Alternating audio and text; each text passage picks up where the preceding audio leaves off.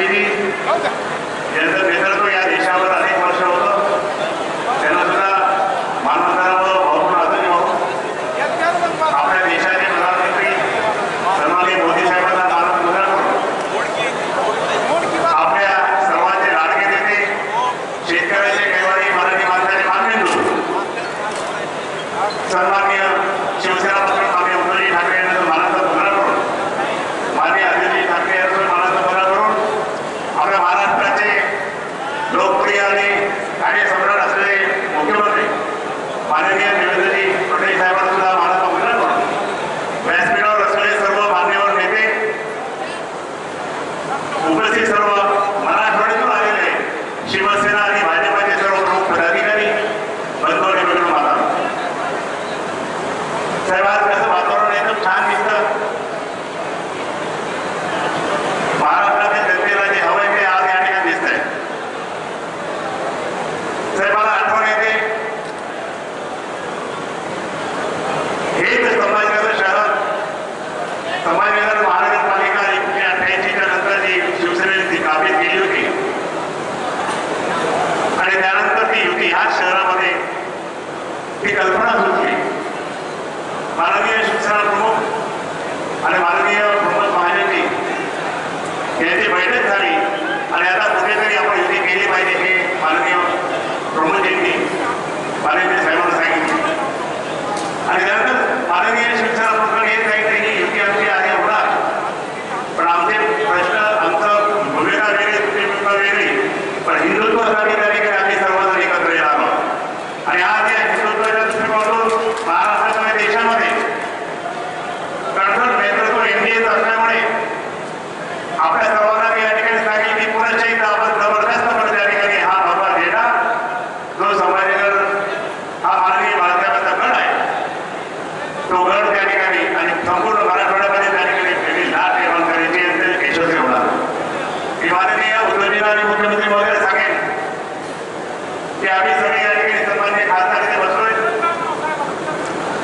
संपूर्ण मराठवाड्यामध्ये 8 जागा आहे. त्या 8 जागा शिवसेना भाजप युती जिंकणार म्हणजे जिंकणार आणि महाराष्ट्रामध्ये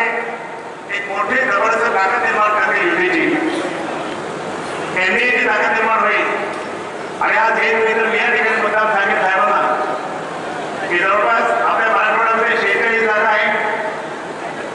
मी आजच सांगतो आपल्या सर्व दोघांही नेत्यांना माननीय नेत्यांना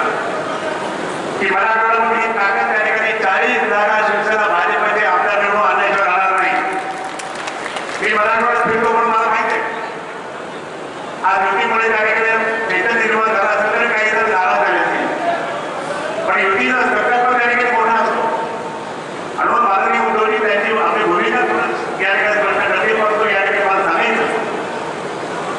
की आपण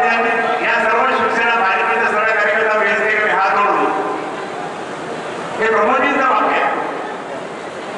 जिथे धनुष्यबाण असेल तो आपला उमेदवार तिथे कमळ नाही जिथे कमळ असेल तिथे धनुष्यबाण नाही म्हणजे तितकी घट्ट युती या ठिकाणी झालेली आहे. या ठिकाणी सांगेल की आपल्या सर्वांना अनेक जण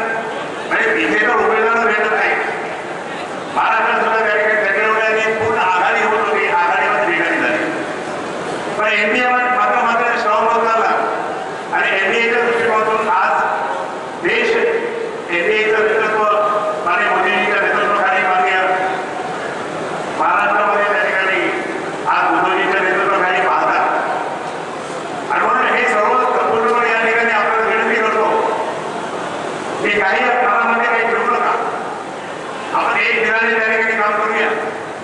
कोणी इगो पण करू नये आणि आपल्या सर्वांनी विनंती करतो की हा गड त्या ठिकाणी जिंकायचा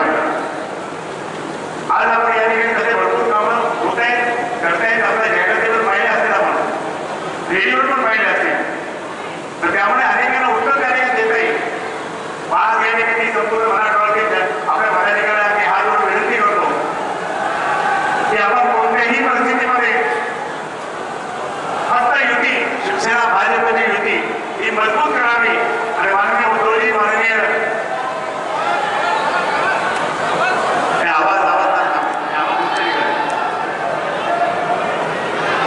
माननीय मोदीजी आणि माननीय उद्धवजी यांना